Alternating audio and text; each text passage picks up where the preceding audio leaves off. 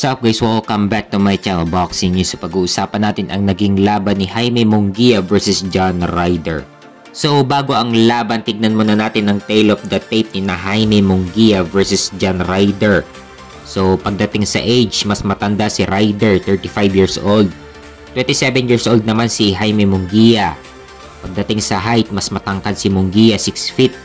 5'9 naman si John Ryder. Pagdating sa weight, parehas tumimbang ng 167.8 pounds. At sa reach advantage, mas mahaba ang galamay ni Munguia, 72. At 70 naman kay John Ryder. So pagdating naman sa mismong laban sa unang round, maganda ang naging galawan ni Munguia. Kasi pag bumato na suntok, talagang tansyado ni Munguia ang tamang distansya kay Ryder. At talagang tumatama ng pulido ang mga suntok ni Munguia. Sa round 2, dito na bumagsak si Ryder, tinamaan ni Munguia ng kanan si Ryder. At tinamaan pa ng left hook sa katawan, bagsak si John Ryder. Sa mga sumunod na rounds, makikita mo kay Munguia na target ang katawan ni Ryder. Left hook sa katawan ang binibitawan ni Munguia. Sa round 4, bagsak na naman si John Ryder matapos tamaan ng 1-2 combination ni Jaime Munguia. Sa round 5, mas lalo pang naging agresibo si Munguia, kamuntik-muntikan na naman bumagsak si John Ryder. Sa round 6, medyo nakakatama si Ryder ng pulido kumpara kay Munguia, tinatamaan din si Munguia sa muka. Sa round 7, pares nakakatama pero mas accurate ang mga patama ni Jaime Munguia kumpara kay John Ryder.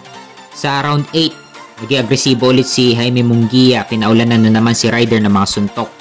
Kamuntik-muntikan na naman bumagsak si Ryder.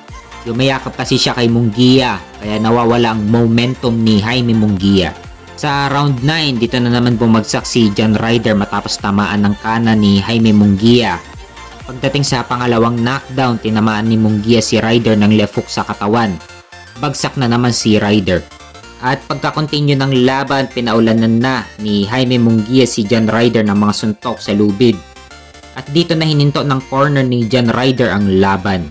Panalo si Jaime Munguia via TKO sa round 9, na-retain niya ang kanyang WBC Silver Super Middleweight title. At may bagong kartada si Jaime Munguia na 43 wins with 34 knockout at walang talo. At pagdating sa post-fight interview, pahayag ni Munguia na kung mabibigyan daw sila ng pagkakataon na mapalaban kay Canelo, magandang laban daw ito sa Super Middleweight Division. Sa performance ni Munguia laban kay Ryder, siguradong magbibigay ng mahirap na laban si Munguia kay Canelo. Dahil nung laban ni Canelo kay Ryder, umabot sa decision ang laban. Samantalang TKO ang inabot ni Ryder kay Munguia.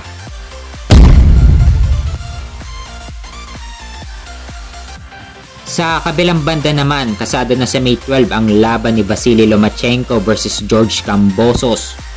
Paglalabanan nila ang bakanteng IBF lightweight title. Tinalo ng 2 beses ni Devin Haney si Kambosos, samantalang nauwi sa unanimous decision ang panalo ni Devin Haney kay Lomachenko.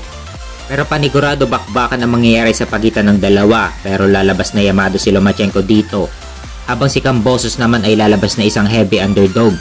Kahit na panalo ang naging huling laban ni Kambosos. May kartada si Vasily Lomachenko na 17 wins with 11 knockout at may 3 talo.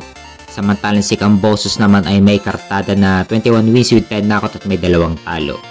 Gaganapin ang laban sa baluarte ni Kambosos sa Australia, kung saan si Lomachenko ang dadayo sa baluarte mismo ni Kambosos. Kung sino ang mananalo dito, isang unification kay WBC lightweight champion Shakur Stevenson.